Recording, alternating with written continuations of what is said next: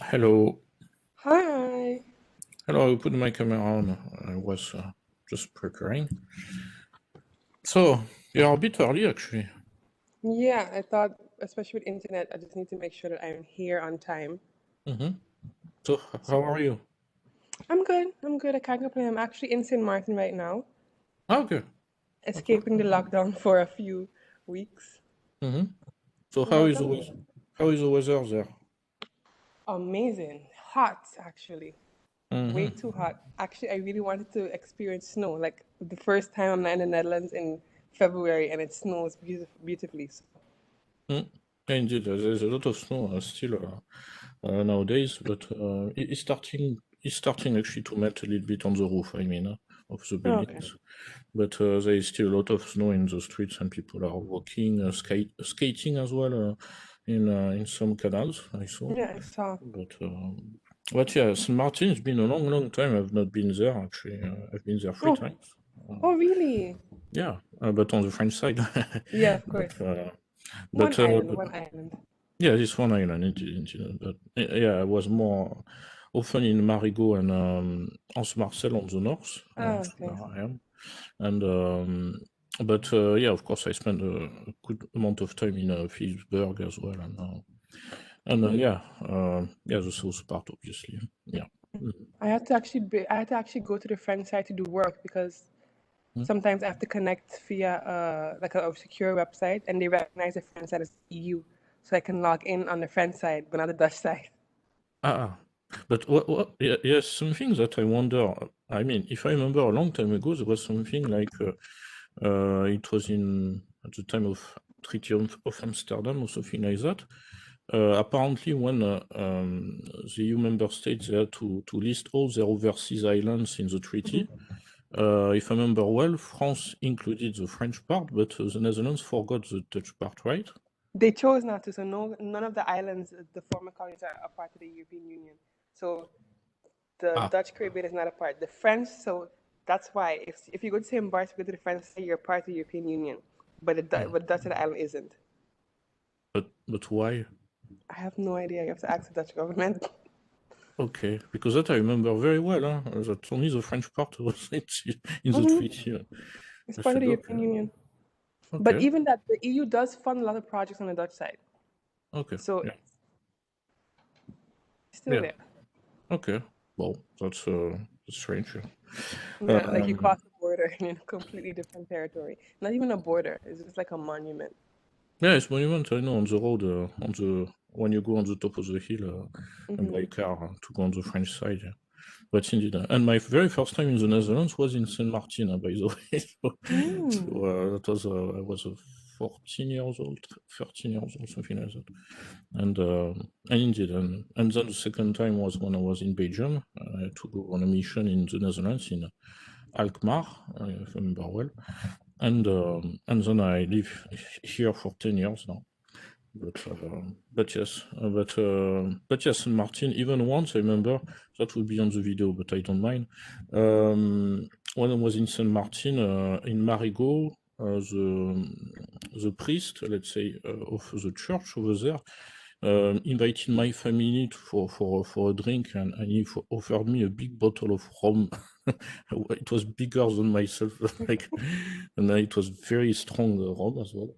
But Mm. but yeah, that I remember very well as well. And but yeah, this evening there will be some other alumni as well in the Caribbean currently. Quite a lot actually, because we had already a first session in on Tuesday, and most of the speakers were actually in Europe, but Caribbean, but they were in the Netherlands and in Belgium. But this time, yeah, with the time difference, it's much easier to do it on Saturday. So there will be some more in Aruba as well, Okay. and in Curacao.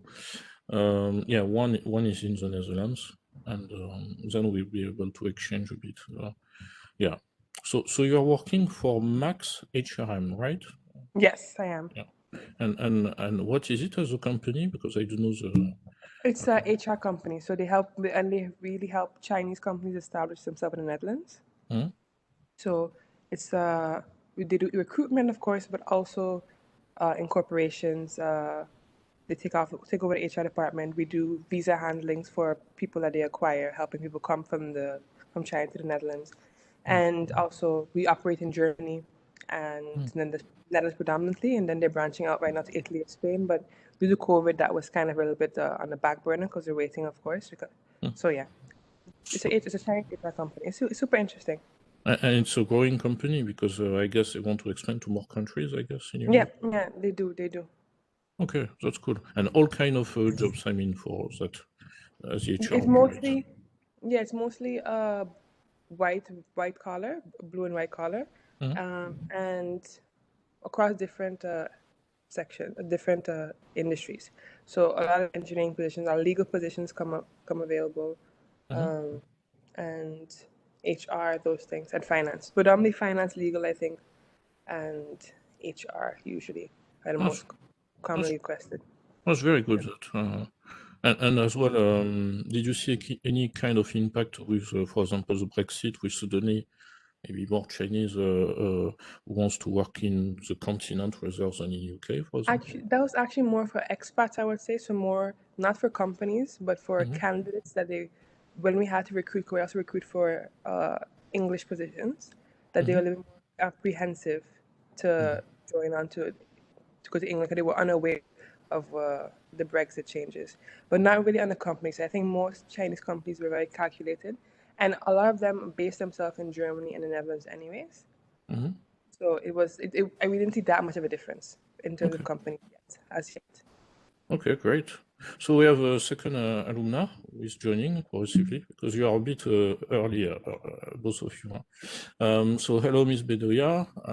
So you are in Aruba currently, right? Hi, how are you? Hey, Dominique. Hey, long time no see. Long time no see. Nice to see you.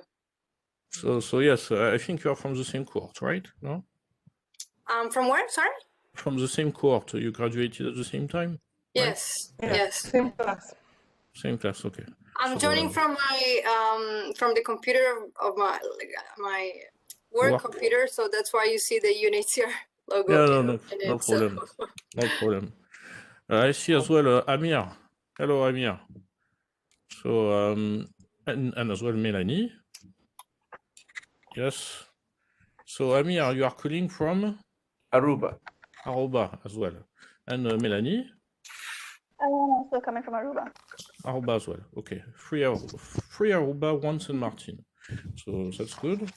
And so thank you for joining. We'll start in a few minutes. Some are still connecting. But yes, this is the second session we are doing. There might be some students as well connecting. I'm not sure yet because it is Saturday. Normally we never organize something on Saturday, as you know. But yeah, they got the link.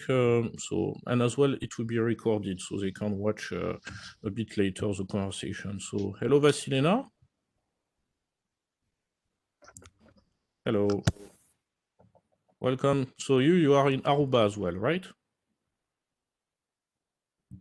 Hello, can everyone hear me? Yes, we hear you. Yeah. Yes, perfect. Yes, I'm in Aruba, yes. Okay. So for Aruba, once and Martin. So yes, this is the second session. This week I've done one with Caribbeans who are in Belgium and in the Netherlands. And this time, yeah, I will discuss with you as well. Very interesting because, of course, you are there, I mean, in Dutch Caribbean. As I said, I was just telling to Dominique before that I'm half Caribbean as well, but from the French side. So from Guadeloupe. My mother is from Guadeloupe, actually. And I never been in Aruba, I never been in Curacao, but I've been in Saint Martin 3 times, but on the French side again. But yeah, it will be very interesting as well to discuss with you. Kimberly? Hi, Hello, how are you? I'm good, and you? Yeah, I'm good as well. You are calling from, I guess, the Netherlands, right? Yep. Yep. So Kimberly, you work at Uber, I think.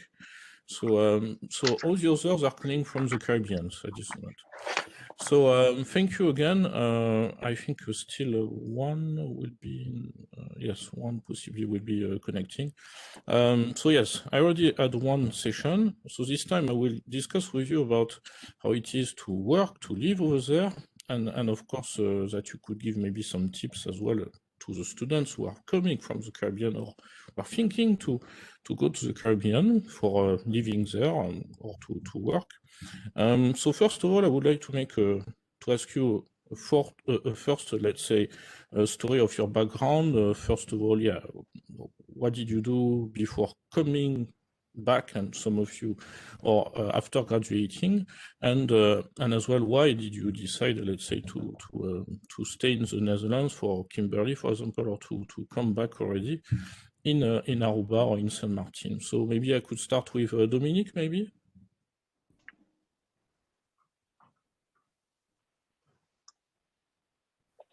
Yeah. Yeah. So I was saying I graduated from a high school in St. Martin, and then I went. It's frozen a little bit. It's reconnecting. Let's wait for a few seconds. I'm sure that it happens sometimes. Dr. Vegas has the same sometimes.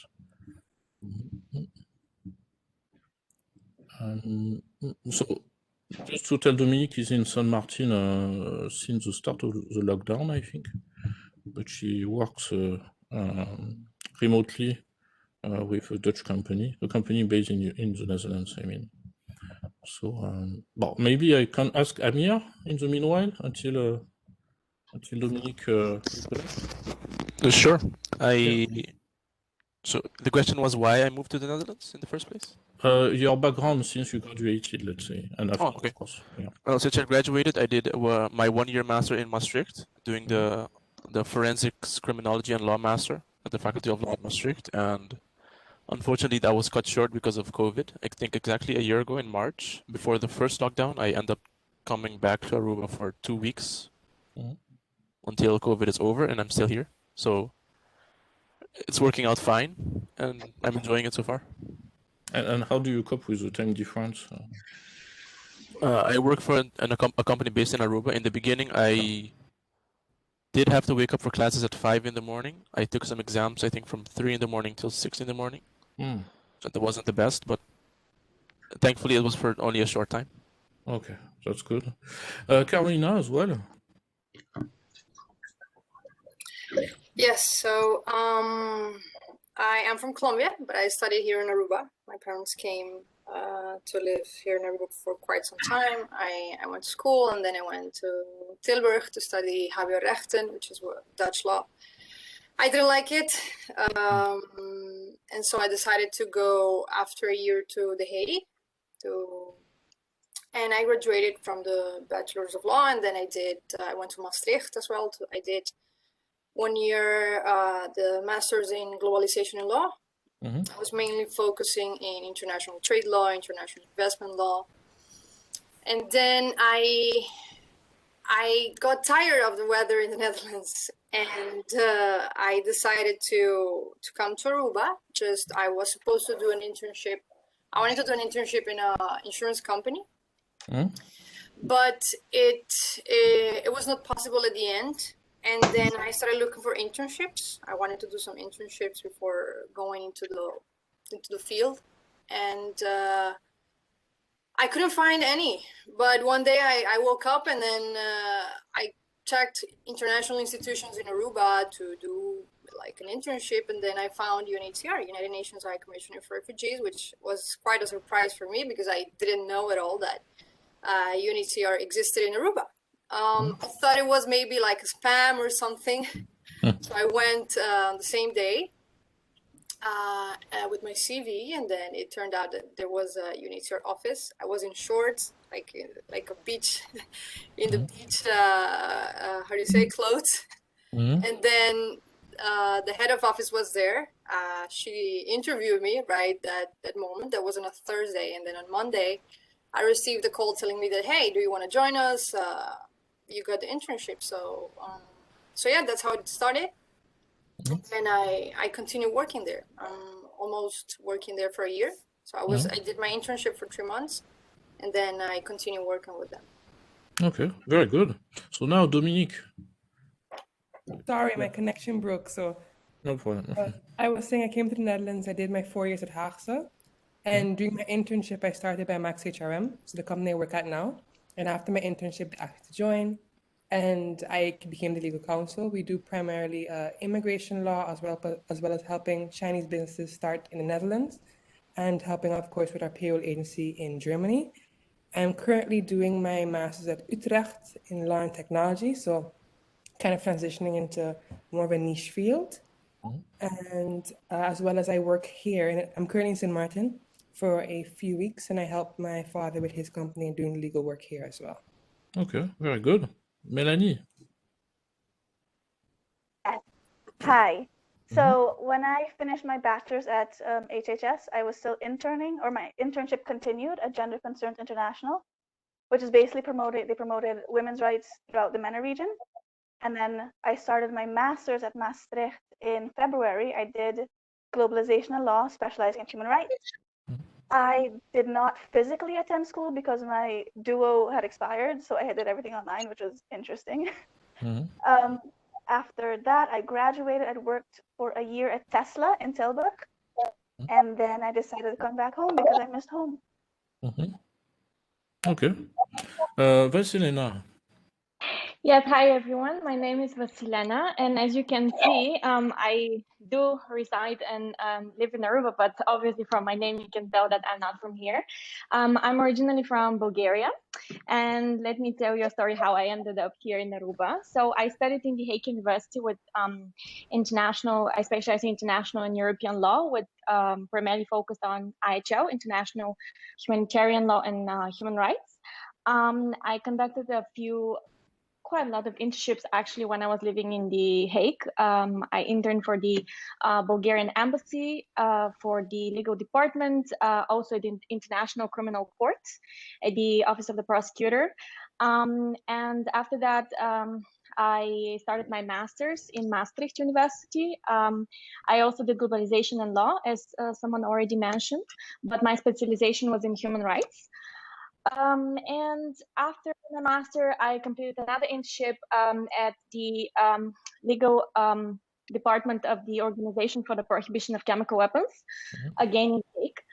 And yes, I got the opportunity to come to Aruba, and it was more related, it was more personal reasons coming here to the Caribbean, but I was also tired of the Dutch weather, and I was up for a new challenge, something to motivate me more, and I got the opportunity to come here. And that's how I ended up here. And currently I'm working in a completely different field, not in what I studied actually, but I do enjoy it. I'm a policy officer at the Central Bank of Aruba, and I work with anti-money laundering and combating financing of terrorism, and also focusing on proliferation of weapons of mass destruction. So, and that's Okay. right.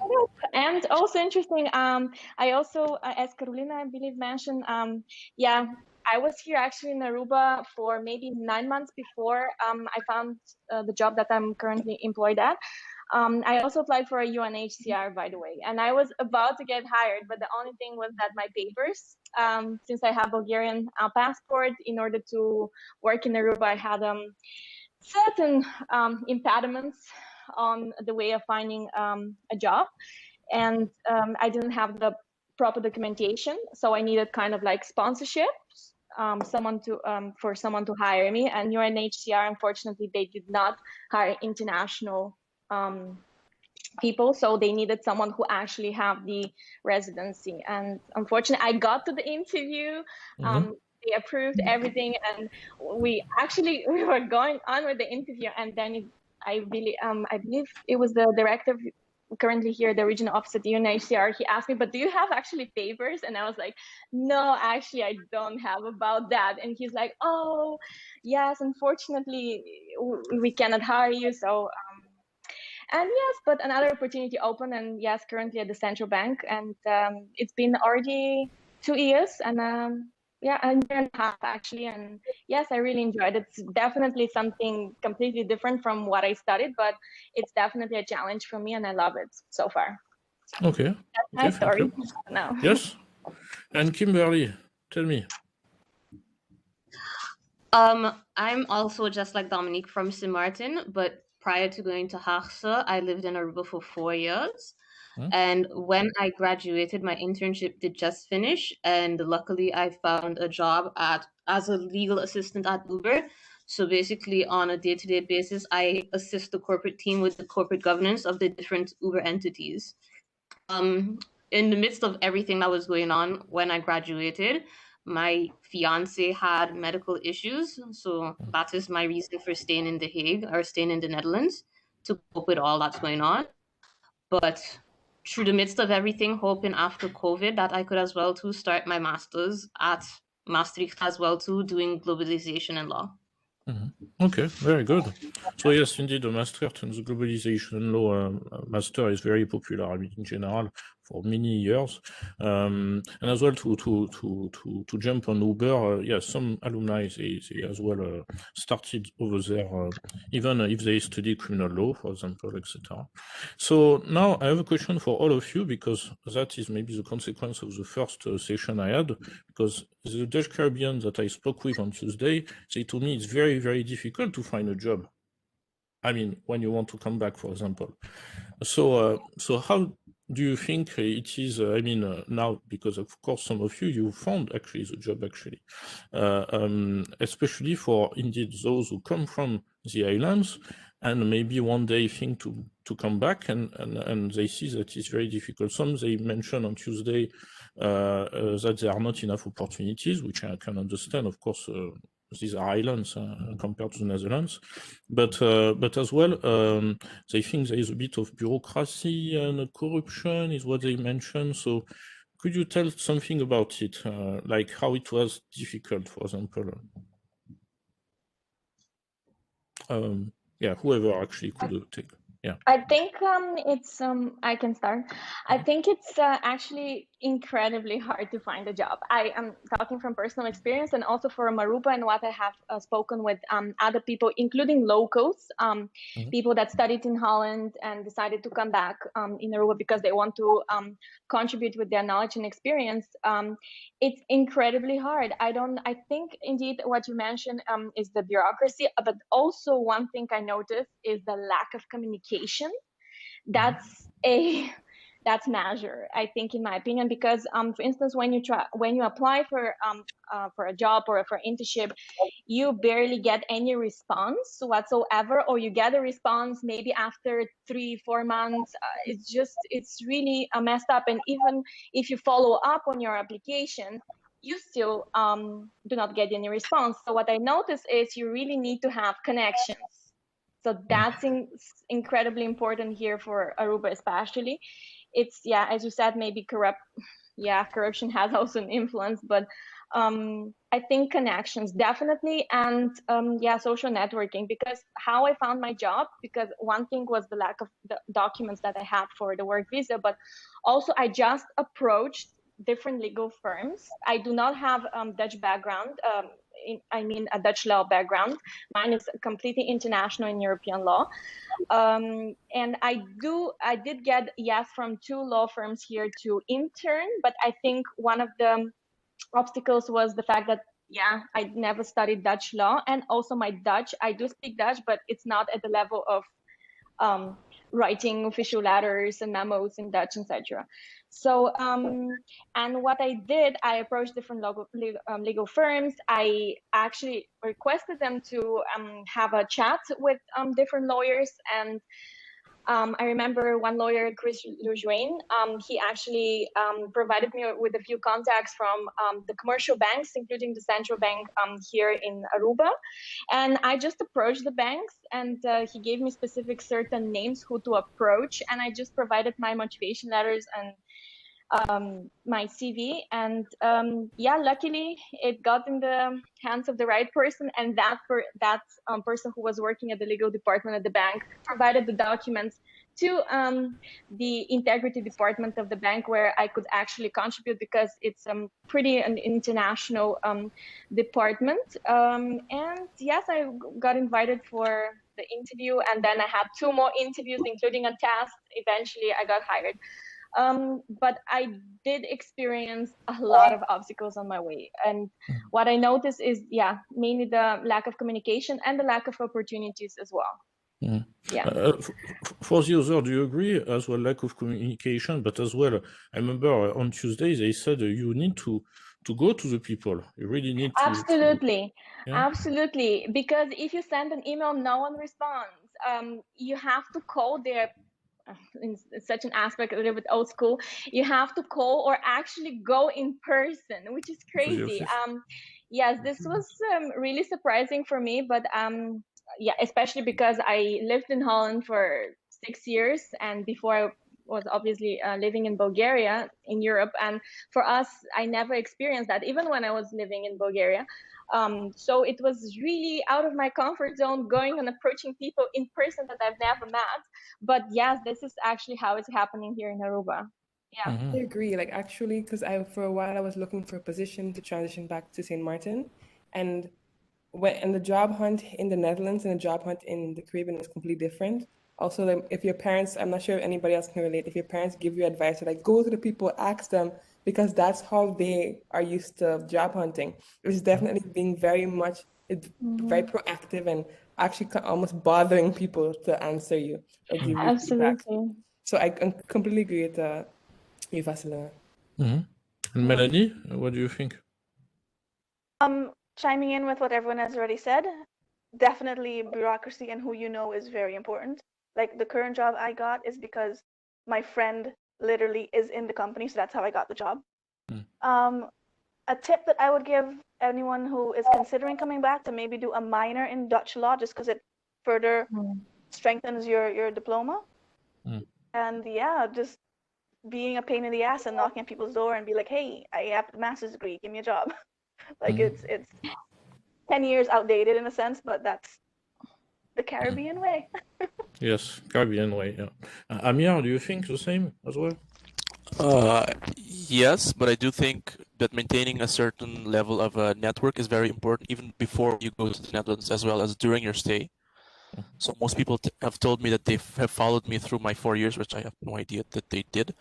But thinking back, it was important. I got my job because I did an interview for a local news company, and they posted my interview on Facebook or something. And my current boss saw that, and she contacted me, so it was pretty lucky. But there is a certain level of, you have to annoy people, it's who you know. I wouldn't say corruption per se, it's more of people are used to dealing with the same type of people, or people that they already know, if that makes sense. So if you go to Netherlands for 4 years and come back as a stranger, they won't have the same confidence in you as they would if you are the son of a friend of theirs, if that makes sense. And do you think, for example, Carolina, it's really a question of everybody can know almost everybody through different connections between the persons? Is it like there are small networks, for example? Like, for example, Vasilina, you probably have met the same person than Carolina at the UNHCR, so it means that, it could have been very close that you get the job as well, Vasilina. So as well, there is a question you mentioned, the Dutch law. So I noticed it as well on Tuesday. So do you think that, to get more chance, you need to study Dutch law very much, or let's say, you don't use that much, let's say? I would definitely recommend that. Yes. It will open a lot of doors, depending also where you want to work. But it would definitely be a plus. Yeah. Okay. And just yes. to chime in with Vasilina also, because Aruba is still very Dutch in legal documents, just having the lingo and being able to write in Dutch would give you a benefit above most people. And what I found also interesting was the fact that you don't find human rights law firms around. So it's mostly corporate laws. It's civil law, but no. When I came, I applied in several law firms, but I had no Yeah, actually, I had a background in corporate law and investment law, but due to the fact that I did not study Dutch law, that was a major issue. And then I went to UNHCR, and I think it's the first place that I didn't need any connections to, because it's an international team. So the head of office from the US, the other is from Turkey, and so it's quite an international team. So I think that's why I got the job right away. Yeah. Yeah, I guess there are very, very few places where you only do international law. You need to get the national because. Yeah, definitely. Yeah? For instance, because the work that I perform is also quite legal, and I do deal with a lot of legal documents. Mainly the writing and what we publish is in English from our department, but I do deal with a lot of legal documents. Yes, Okay. and they're in Dutch. So. And to piggyback on what Melanie said, I definitely think, I'm not sure if it was Melanie, but a minor and a proficiency in Dutch, even if you haven't studied the Dutch law, just having able to write at a full professional proficiency helps your CV. So before you leave the Netherlands, potentially doing a small course or also building your Dutch language skills is a major pro. Because even in the Netherlands, sometimes doing the minor in Dutch law will help you in the job hunt. And also in the Netherlands, a lot of firms are required to speak both fluent Dutch and English. Yeah, I can imagine. That's definitely also a plus. Yeah. So I think Dutch is quite important, especially if you want to live in the Caribbean, that are part of the Dutch kingdom, or in the Netherlands. I think you really need to invest in improving your Dutch language skills. I have a question for Kimberly. So you explained that you are in the Netherlands, you have a job, and as well for personal reason you stayed. I think yes, connection. So thinking about what has been said, do you think you want to come back? I mean, with your fiancé, for example, to work in the future, or let's say you will stay actually in the Netherlands?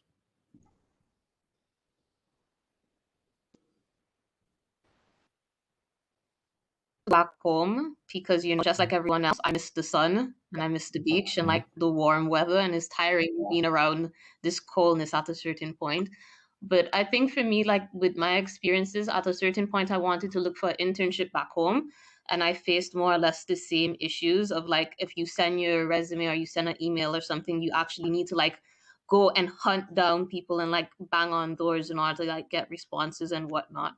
But I do agree with what everyone has said, that like, while my time up here, I think before I go home is to like gain as much experience as I can, at least be able to like piggyback off of like a few Dutch classes, because for example, by Uber, they offer you free Dutch classes to like the different people, especially being like is such an international company. So I find that like a benefit for me, since I didn't do a minor in Dutch, but to have like a Dutch proficiency does actually help if I decide to go back home and do any kind of legal work, that at least I'll be able to like have proper grammatical skills in Dutch and whatnot.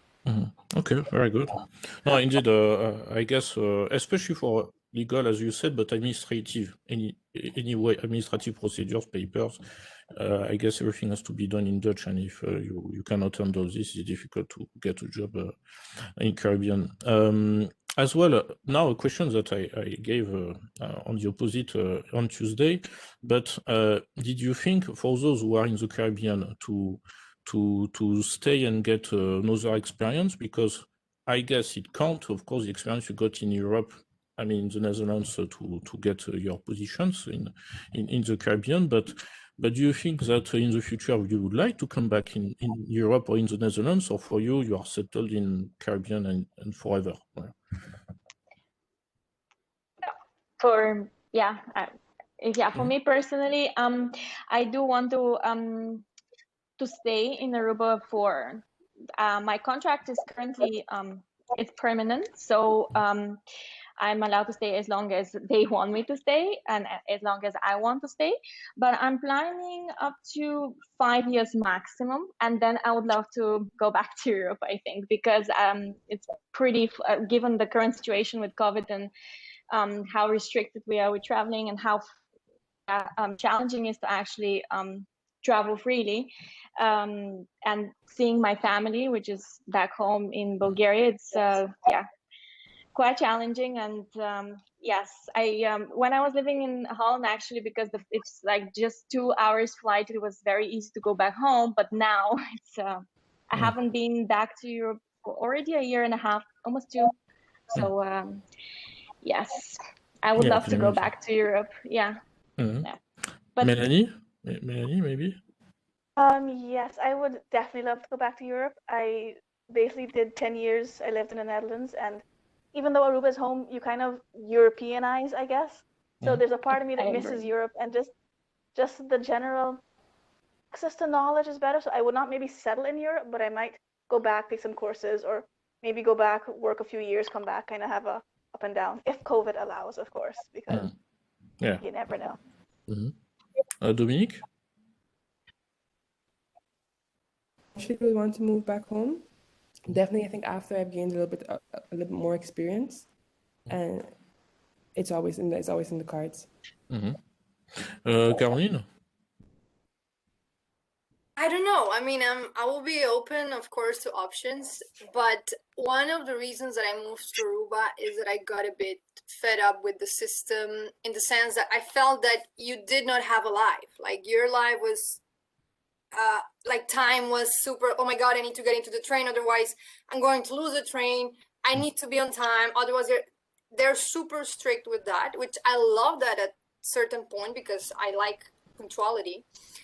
But I felt that it's like a rush, and you don't live. That's so when I moved to the Netherlands, each time that I came to Aruba, I was like, oh my God, each time that I come, I feel like I'm breathing. And so at the end I said, no, I just want to move. I think here my job is like 10 minutes by car. No peak hours. I have the supermarket right next to me, so it's like I get out from I end my work at 5, then I'm at home at 5:15. I have time to be with my husband. I have time to go and have dinner. In the Netherlands, I felt that, oh my God, I don't know, like, I saw people. I was a student, but if you live in another city, you have to take the train, and it might take 31, maybe 2 hours by train, and then you come home, and then your day passes like that. And I want to have also a life aside from my job, and I mean, I like it. I mean, I'm fine here. I'm open as well for options in future in Europe, in Latin America. I don't know, but so far I feel good here. Okay. And Amir? Hello. Yeah, I do agree with what Melanie said. After, I don't know, 4, 5, 6 years of living in the Netherlands with such a tight routine, everything's on time, everyone's rushed, it does get old after a while. I would love to go back eventually and get some experience, something different, but I think everyone that comes back after a while, they would agree that it's difficult because the pressure to maybe buy a car is pretty high, and that costs a lot of money, or maybe you start building a house, and once you get settled, it's very difficult to go back. So. Yeah, I can imagine. So now I want to move to something as well, which is next to studying and work and etc. Is of course the cultural aspect. So I remember on Tuesday when I spoke with some alumni who are from Dutch Caribbeans, they noticed one thing is that, let's say, there is quite a difference of culture, of course, when you are in Caribbean or when you are in the Netherlands, but that in comparison, for example, one is from Saint Martin and said that when you are on the Dutch side, you are in an Americanized, let's say, situation, and which is very different from the Netherlands. You don't look like you are in the Netherlands, let's say. And when you are on the French side, she say it looks like Paris. So it means you don't see much the difference. But what was mainly the idea was, how do you see yourself when you go to the Netherlands or when you are in the Caribbean in terms of impact of the Caribbean culture on the Dutch society and vice versa, obviously. So do you think there is a total, it's like two worlds, or let's say, for example, one indeed in Saint Martin said that the Saint Martin traditions or culture, they almost disappeared apparently. So in Sabah apparently is more important, or from what I heard. But what do you think about it? Do you think you are you feel being in the Netherlands when you are in Aruba, or you think it's it's different country actually? I think, well, from the St. Martin perspective, really to quick, the Dutch side and French side is completely different. So you really cross the border. So you will definitely feel like you're more in Saint-Tropez on the French side, and on the Dutch side, a little more of the Caribbean. I think in terms of culture and looking for traditions, it's definitely harder in St. Martin. Why? It's very hard to find somebody whose parents are both from St. Martin or whose grandparents from St. Martin. Usually you will have a mix of cultures.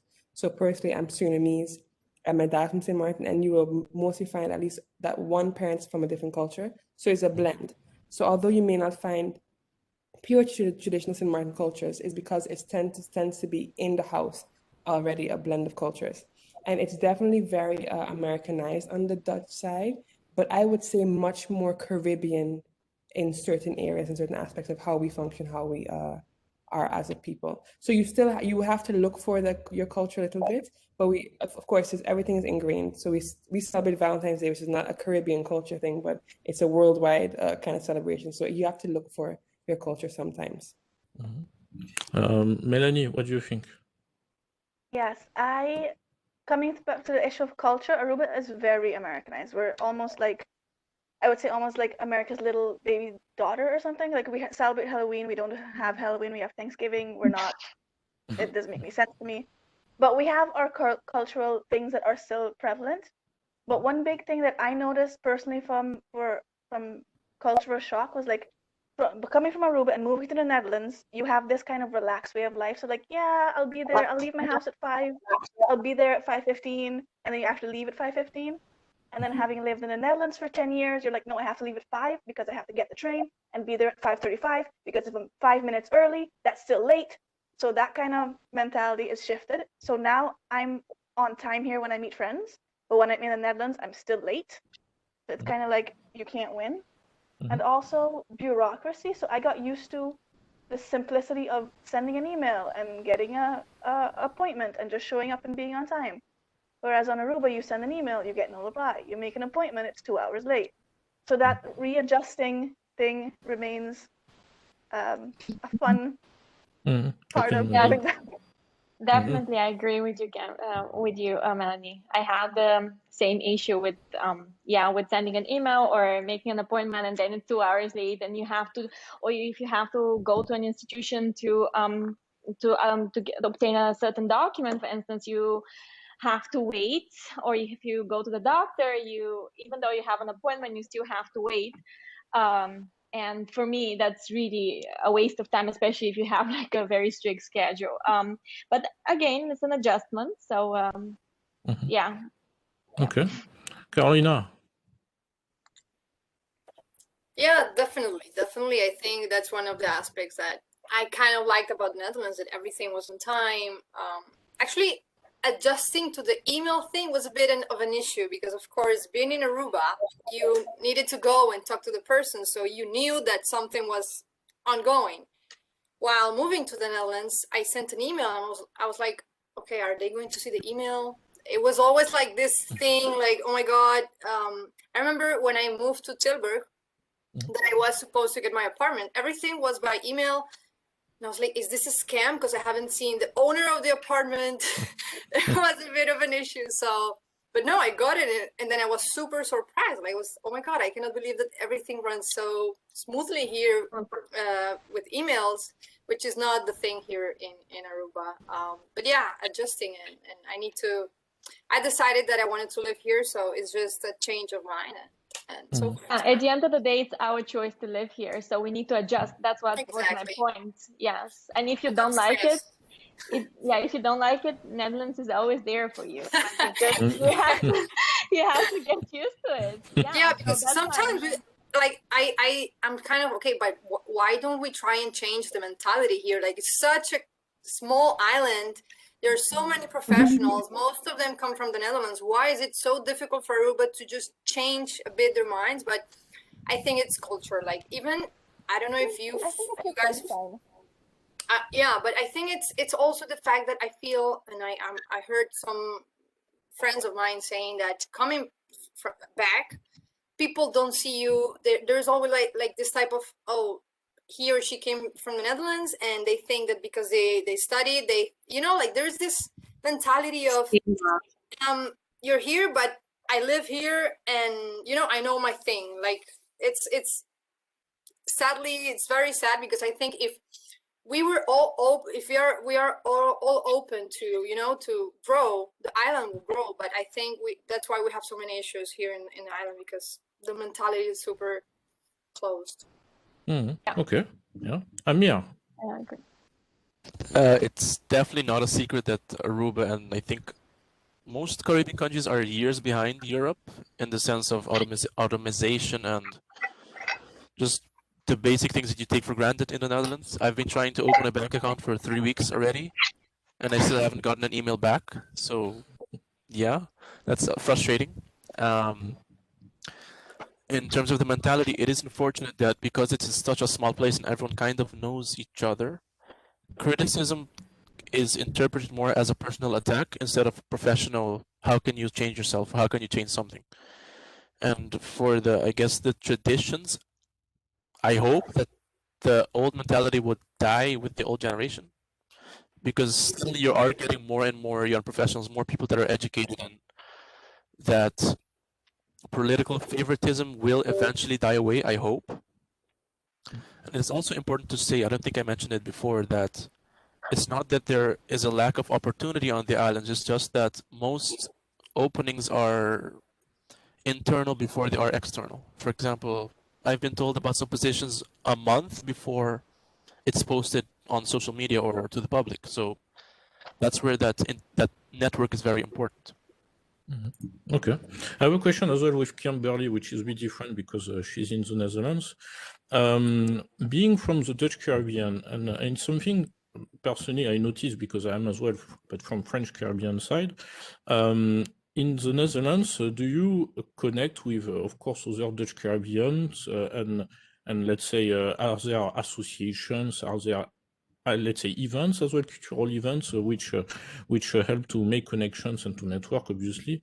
If I say that, is because the French Caribbean, when they are in Paris or in Strasbourg, in Marseille, I think she's gone, but she will be back. But what I mean to say is that there is a big impact to the French Caribbean culture on the French population in terms of music, in terms of art, in terms of a lot of things. Let's say it's impossible, let's say, to tell that it is two different worlds, let's say.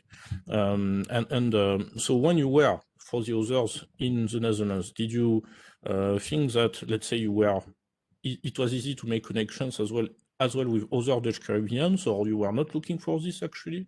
So what do you think about it, coming from the island, for example? I think for me it was natural. I remember in the first year, at least, although I tried to embrace all cultures, once you meet your crew, like, oh, you're from St. Martin? Okay, sit down. And then even though you're a part of this big international framework, you found a little bit of a group. And even if you're not with them always, I remember seeing Carolina, I remember seeing Amir, and like, oh, I've met a friend, and oh, he's from Aruba. Then you kind of keep an extra eye out for each other. And there were certain groups, I would say, more so now, I've seen there's a lot of Caribbean unity groups going on, much more than when I started HARSA. So I think that you can, if you look for it, get that sense of unity and feeling at home with other students. But you also do have that option to just hang out with everybody. So you don't necessarily feel boxed into only hang out with people from the Dutch Caribbean if you would like. And there is some influences, some maybe a little bit more Chris lenient sometimes, I would feel like, in terms of when somebody says they're anti in the Dutch Caribbean, and you're like, oh no, but I'm from St. Martin, for instance. But you can definitely find it if you look for it. Okay. Do you think the same, Melanie, for example? Definitely. Like whenever you meet anyone where the sunshine is dominant, I feel like you met a soul partner. People understand that whole sunshine mentality, you know, like it's more relaxed, you're more Caribbean, you have the music, you have the food, you kind of automatically become friends. So it's nice when you meet someone with a similar background. Carolina as well? Yes, definitely. I have the same feelings as Dominique and Mel.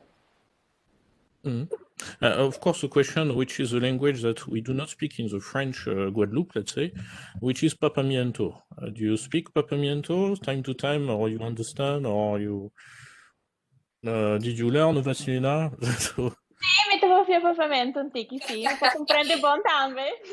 Oh, Yeah, I okay, wow. do. wow, See, that's impressive. yeah, I do speak it, and I never actually studied it. So I learned it by just hearing people talking, and even sometimes at work, I do speak English and Dutch at work. But actually, with the secretary, sometimes they prefer Papiamento. So when I wanted to not, I have to speak Papiamento. But that's okay for me. And also, when I go to the supermarket or to restaurants, I always speak Papiamento. But with my friends, obviously, I speak always English. But Okay. yes, I do speak it, and I actually love the language. It's quite easy, also. I think. I do think I want to also take some course because I want to actually start learning how to write because I cannot write it. I always write it like in Spanish, some of the words, but I do speak it. I did study Spanish as well a little bit, so maybe that's why it's a little bit easy for me to understand and to also speak it. But yeah, I would love to improve it though. But yes, I have basic knowledge, so to say. Okay. Yeah. And Melanie, do you speak or? Of course, my parents are both born and raised here, so it's natural. What was I gonna say? No, yeah, but so Papimento here is usually very informal, so you'll speak it to your colleagues, but it's not in documents very often. Yeah. Usually emails are either in Dutch or English. You rarely send an email in Papimento. And about taking a course, Vasilena, I would like to join you because like it's relatively recent that they made I an know. actual course in Papimento because I can write it, but there's like 4 different ways to like say a lot of actually locals are telling me that they need to take a course as well because in writing. Yeah. in writing, yes, and this is crazy because I thought you guys like are very good at writing as well because didn't you get also Papimento at school? I didn't. I was the year, so the year after me started. So I was that year, that cutoff year. So. And for me, like I came back and I kept mixing Dutch, English, Spanish. So like the first months it was so difficult to only speak Papiamento. I would mix the Dutch and English right away. Like I don't remember this word in Papiamento. I'll just put it in English or Dutch. But a lot of people do that here. I noticed. Yeah, me too. Yeah. When I speak Papiamento, I just put a Dutch word or put an English word. We just understand each other. And a lot of people that actually lived and studied abroad and they come back here, they definitely use a lot of English in their when they speak Papiamento. Yeah. And Amir, your Papamiento. Yes, I speak fluent Papamiento, and to add to the previous point, it is interesting because I think it was 2 years ago or less that they officially started giving Papamiento as a high school subject. Okay. So that's why most people don't write it as well as they should. I remember that Papamiento used to be discouraged of speaking Papamiento in class. You would only have to speak Dutch or English. So it's coming, but if you think about it, it's not really necessary at this moment in the workforce, but it's coming along, I think. And I think Dominique? it's nice for integrating, especially for me. It's nice for integrating in the society and It's being also- more accepted, I guess.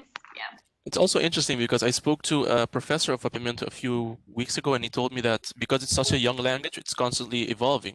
For example, we all went to the Netherlands and we speak Papimento mixed with Dutch. And that evolves the language more than it should be, if that makes sense. So it's interesting. And Dominique, yes? I don't speak Papimento. My best friend has been trying with me since I started so it's so shameful at this point. Somebody will have to help me out over here. Because here we speak more English and like not how you say, like a dialect kind of English. So yeah, I have never gotten the chance to speak Papimento like that. And Kimberly? I do speak Papiamento because both my parents are from Aruba and I lived in Aruba for 4 years. I did my I finished HAVO there. And when I was finishing, is like how it was mentioned, is when Papiamento was becoming like a language that you could have selected to like take in. So I could speak it, yes, but I can't write it at all. Okay. And do you happen to speak time to time with your friends? I mean, your fiancé, for example, in Papamiento? Him, no, but I do have family from Aruba up here, so when I go by them, yes, and like cousins and their children as well who's coming up, I would then speak it with them in turn. So it's like kind of a way for me to like still keep at it and keep it up.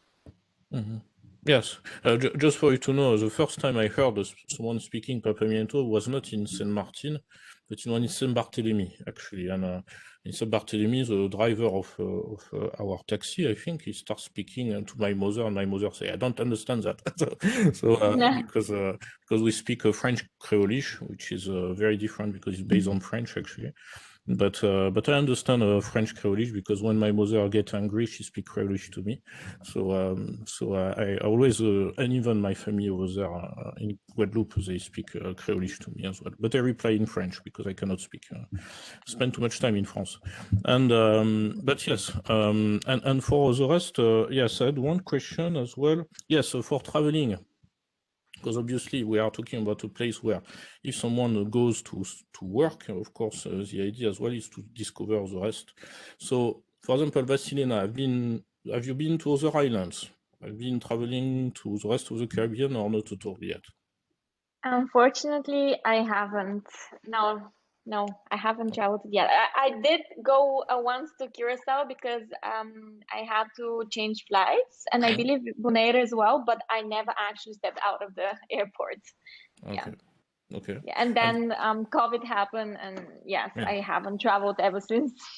And for the others, did you travel to Curacao, Bonaire, or even the British or French islands, or Venezuela? No. Actually, very tricky. Oh, go ahead. You go first. Oh, I think one of the biggest barriers for traveling around here is that because it's so expensive. Actually, yeah. It's very expensive. I think a train ride from Amsterdam to Paris is cheaper than a plane ride from Aruba to Curacao, which is 30 minutes away. It's ridiculous. And for me personally, for traveling, I would rather go somewhere, it depends why, I would rather go somewhere like Miami or Colombia or somewhere that you would actually get what you need because things on the island are expensive, like maybe clothes or electronics. Limited. Exactly. Yeah, okay. And Dominique, have you been around as well? I've only been to, in my recollection, Aruba, Curacao only when we're transferring flights. And I went to Aruba when I was really young, and I just remember drinking really good soursop juice there. That's all I remember from that trip. Okay. Carolina? Only to Curacao. Okay. No, not around. And yeah, Colombia, but that's it. And Kimberly? I've been back to St. Martin a few times since COVID happened, but I haven't been to any of like the other islands with everything that's going on. And Melanie? Oh, sorry. Oh, sorry. I think eventually you would realize that all the islands in the Caribbean are the same. It's just a big beach. So I would beg to differ. I wouldn't think so. Yeah, I've heard that that's not the. I have colleagues that say, "Oh, Curacao is much better. Like it's bigger and you have more things to do. Aruba is too much American." I love Aruba. I've been to Curacao, but I prefer Aruba. Rep yourself, but I think it depends on the island you come from. So if you go to like St. Lucia or if you go to like Trinidad, it's a completely different atmosphere. No, I had that feeling when I was on a cruise. I was like, damn, it's all the same. That's why. Maybe that's why. Maybe I'm sorry. that's why sometimes you only see like the commercial side, which is what they try to show us here as well, or try to show to the tourists. So maybe if you go to like a St. Lucia or Trinidad or Dominica, like Dominica is beautiful. Maybe that would change your mind, because it's definitely like we have commonalities but different at the same time. That I find still even in the Dutch Caribbean islands, St. Martin, Curacao, and Bonaire, for example, aren't the same. If you go to Bonaire, it's very quiet. Things closes a lot more earlier compared to if you're in Aruba. It's like still a different vibe when you have like when you're living there and have nightlife and you have to like depend upon things. While in St. Martin is completely different if you compare it to Curacao, like how the atmosphere is, the culture, and the people are. So I wouldn't group them all and say they're the same though. Yeah, yes, indeed, there was one from St. Martin on Tuesday who said, indeed, there is quite a difference between the ABC Islands and St. Martin and St. Eustatius and Saba. Yeah, but just for you to know, on the French islands, it's as well between Guadeloupe and Martinique, for example, let's say when we are in the Caribbean, we don't like each other. Voilà. But when we are outside of the Caribbean, we help each other. So this is the way it is. As well, of course, we have a difference with Guyane, because Guyane, for example, they don't have much accent. Guadeloupe and Martinique people have an accent when they speak French, I mean, a Creolish accent, but not Guyane. And Saint Martin, the French side, the thing is that there is not so much connection. Of course, administratively, yes, it belongs to Guadeloupe and Saint Martin, the French side, and Saint Barthélemy. But for example, what we always say is, if you get sick in Guadeloupe, it's okay because there is a big hospital, etc. If you get sick in Saint Martin, not be too sick because you will have to be transferred in Guadeloupe by plane 40 minutes, etc. But don't get sick in Saint Barthélemy because there is nothing. There is no hospital, I mean. But another thing as well, yeah, as you know, the islands are between British islands as well. So it means Dominica, Saint Kitts and Nevis, etc., Montserrat.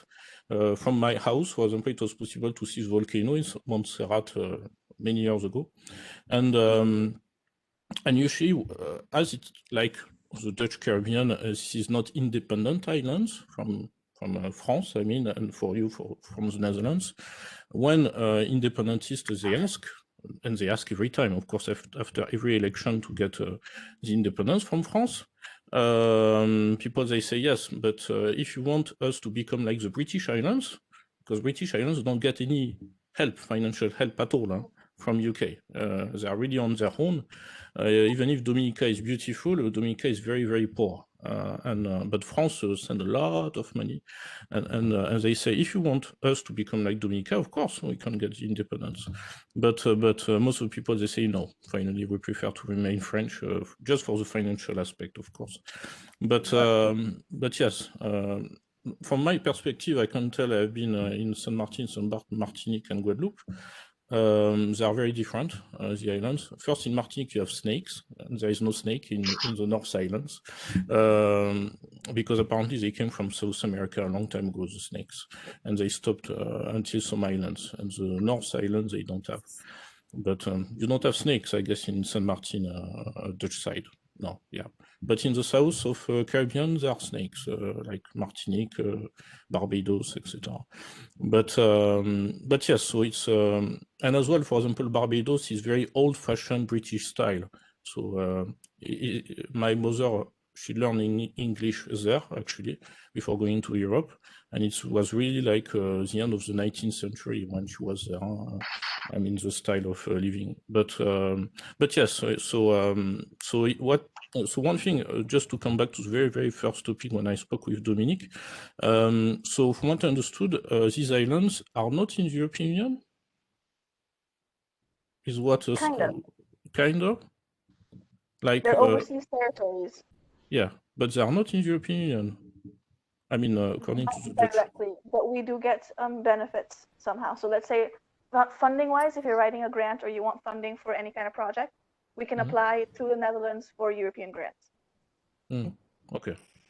The French side of Saint Martin is under the European Union, so they are a territory within, because they consider themselves France, but the Dutch side isn't. So just like Melanie said, you would see, for instance, Saint Martin funded by the European Union as a project on the Dutch side, but the French side is just, that's their part of the European Union, so you wouldn't see that. So it's different, but yeah.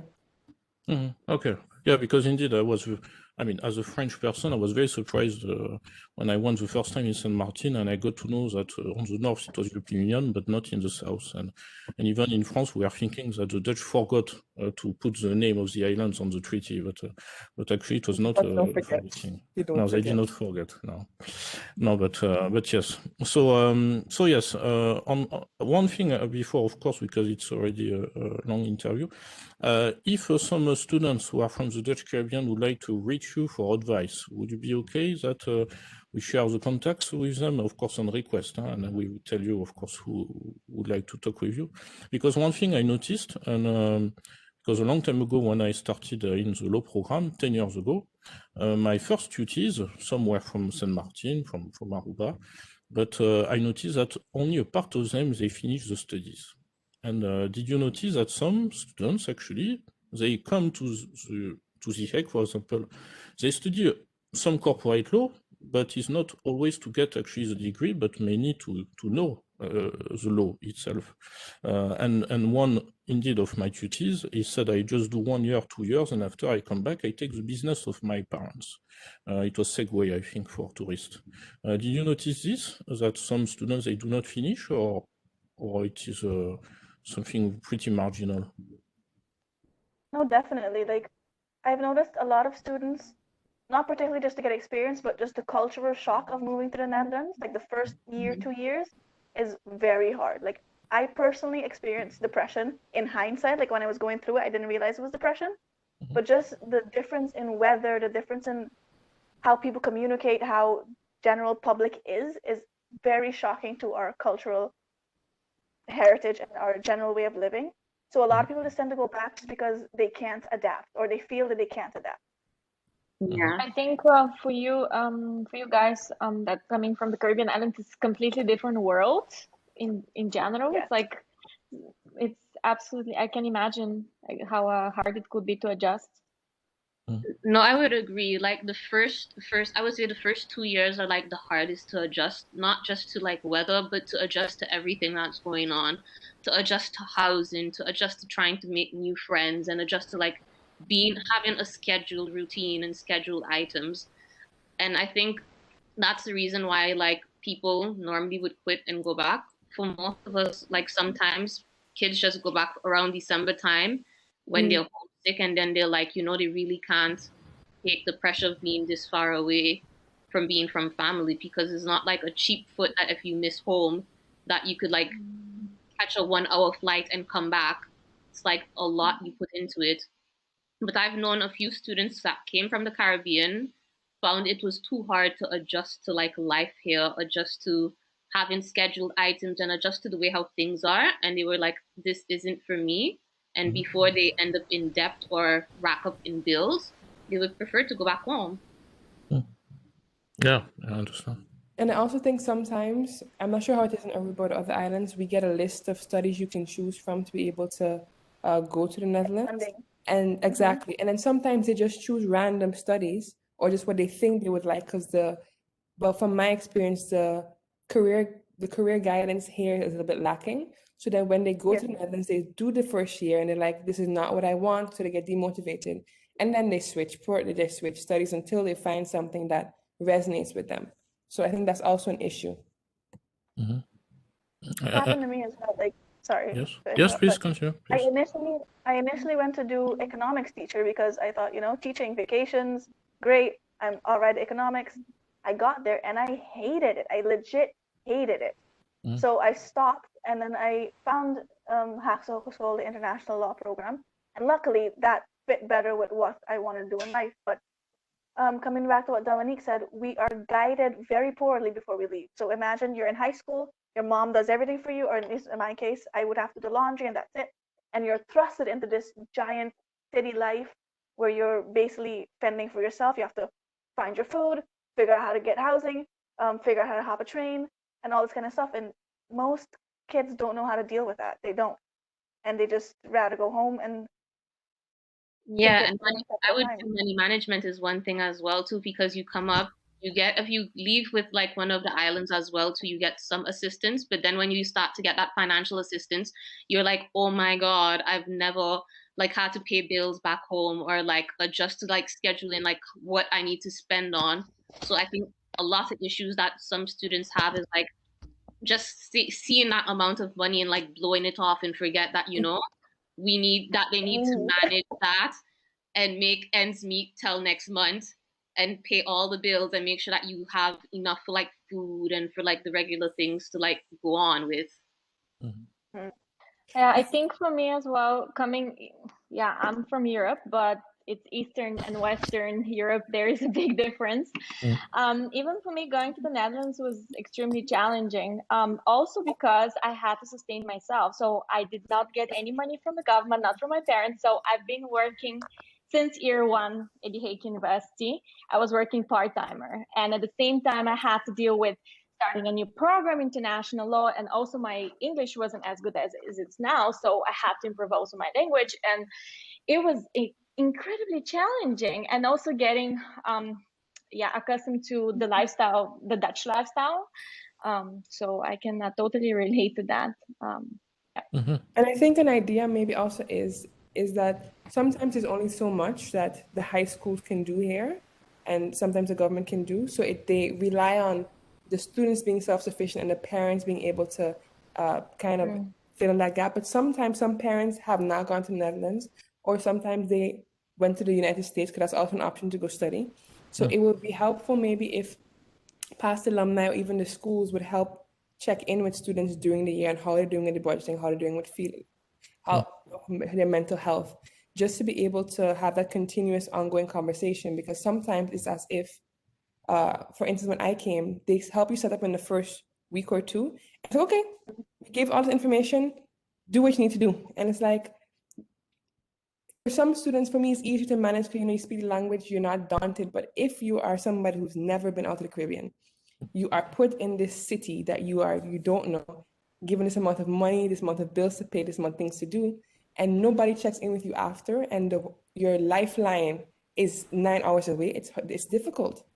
So it's not just helping them come to the Netherlands, it's helping them in those primary years that they're here. I have to say that I heard once I spoke with a person who is trying to indeed prepare students to come to the universities, actually, but from the Caribbean, and she explained me that there is a lack of information apparently in high school in the Caribbean. Indeed, the living style, but as well everything indeed to get adapted to in general. And she was approaching us in order to see if we can indeed explain what it is to study in The Hague, to even approach some high schools over there, etc. Because there is a university in Aruba actually, as well. Yes. No? Yeah. Yes. And they don't do law, I guess. No. They do. They do. Yes, they do. Okay. Yeah. But Dutch law in Dutch, I guess. Yes, it's really Dutch law. I Okay. think it does also have some courses in European law, if I'm not mistaken, as well. I think it's a master's in Oh, it's a master. yeah. No, I think they stopped that. They used to do, if you graduate from the economics faculty, you could do a double master from the University of Maastricht for tax law, but I think they stopped that. I don't think they do that anymore. But this one is like European law, because I had the option. When I was in Maastricht, I saw the tax option in Aruba, like the double degree with the Aruba University Maastricht, and there was another master's in European law, I think. So Martin only has teaching, so you really have to leave if you want to do something else. But No shade, no shade. As far as I remember, I think in the last 6 months of high school that's when they start to inform me about the Netherlands and housing and school. So you have 6 months to choose what you want to study from being a child, I think, and finding a house that you don't know where it is. You don't know what the neighborhood is like. You don't know how big 20 square meters is, for me anyways. And it's difficult. It's very difficult. I have a question to all of you. I'm just interested in your opinions. Why do you think most of the people from the islands decide to go to the Netherlands, especially Arubans? Most of them go to the Netherlands instead of to the States or any other country in Europe. Finances. Cheaper. Financing, Aid, for sure. Going to the US for sure. I've looked into it. In my last year, when it came down to like we was being granted information about like explaining what it's like to go to the Netherlands, the whole list and the shebang of like being able to go, what they'll give, what they'll cover, and the cost of it. And then the following week was like for children who probably want to do like a more Americanized study and want to live in the US. And they like ran the numbers of what a trimester costs, which is like 3 months. And it was upwards of $10,000 US. The government said they're only covering 1/3 of that. And the rest you have to foot yourself. Like recently I compared, because I look at my student debt as to be like, okay, get your life together. Like I compared the debt I have to one of my friends came from the States. It's basically 1/3 of the cost. And I'm like, okay, we made a good decision to go to the Netherlands. It's ridiculous. It's ridiculous. So I think finance is the only reason why we actually are like, America is not an option. And I think it's also for like Colombia, for instance, is also they don't give you like a full thing like in the Netherlands. But I think it's also the fact that if you go to the Netherlands, the diploma it has more weight than one from Colombia or one from Aruba. Let's say you go to work internationally, I don't know, to Europe whatsoever. If you go to if you show them that you study in Europe, of course that will give way more weight than showing, hey, I have my diploma from Colombia, which most of the time you need to validate that diploma there, and it might take you 1 to 2 years to validate your diploma. And it's not the same for Aruba, but I think, I mean, it's a tiny island. They most of the time they don't even know where Aruba is, so I think it's also that matter. Mm-hmm. Okay. I heard as well from on Tuesday that some they go for medicine in Costa Rica, something like that. Yeah. I heard. Yes. Yes. And few in Canada. No. Yeah. Because it's validated here. So if they study Ah. in Costa Rica, they can practice here. If they study medicine in Colombia, they cannot practice. They need to validate. So it's a whole thing. And do you know what I find very contradictory is because if you get sick here and you have to be sent, you have to be hospitalized, most of the time you go to Colombia, which is crazy. So true. And then if you studied in Colombia and you come back in Aruba, you can't practice.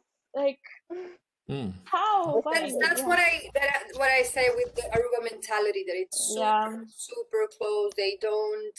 I feel that the people that go out and come back, they have your mind opens. Like for me, it was like, wow, I wish every student could go to the Netherlands and not only like to study, but to grow in that sense. Like you, in that experience of being outside of that little Caribbean bubble.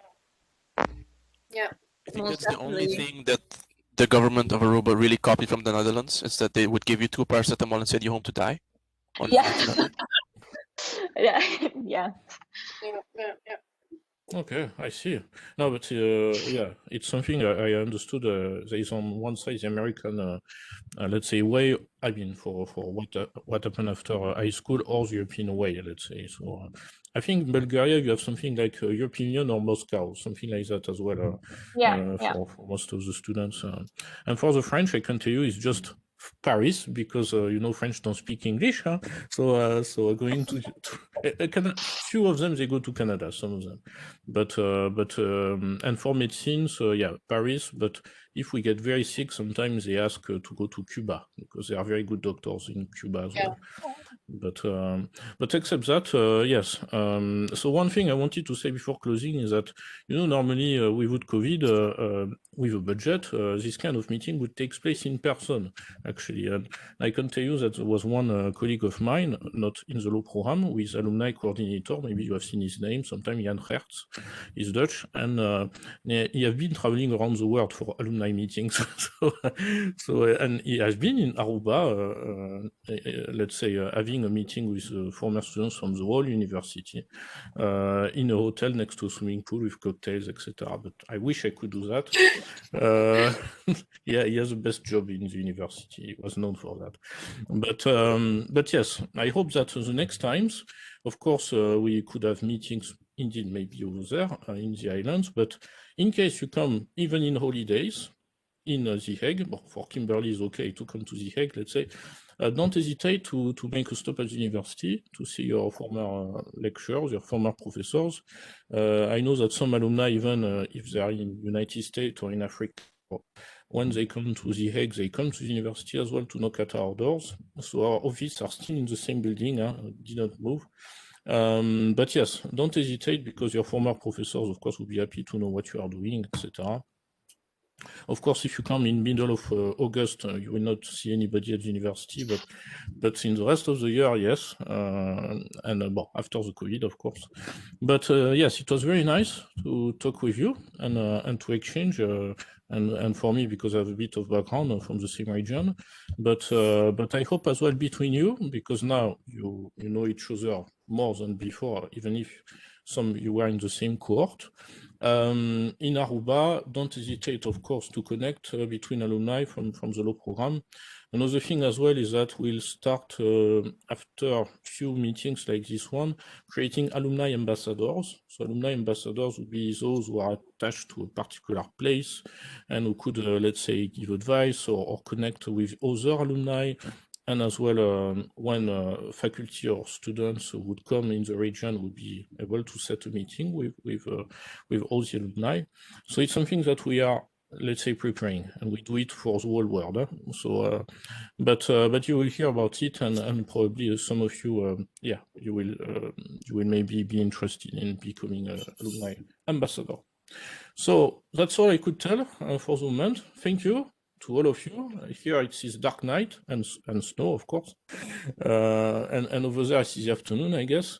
So yes, it was my pleasure to have this talk with you, and of course I hope that every year there will be one like this, so you keep contact as well with the university by video at least. Okay. All right. It was a Thank you pleasure. so Thank much. you. Mr. It's a Laurent. pleasure. Thank you again. Thank you. We keep in touch, huh? Yes, Thank you. goodbye. Bye. Bye. Thank you. Bye. Bye-bye.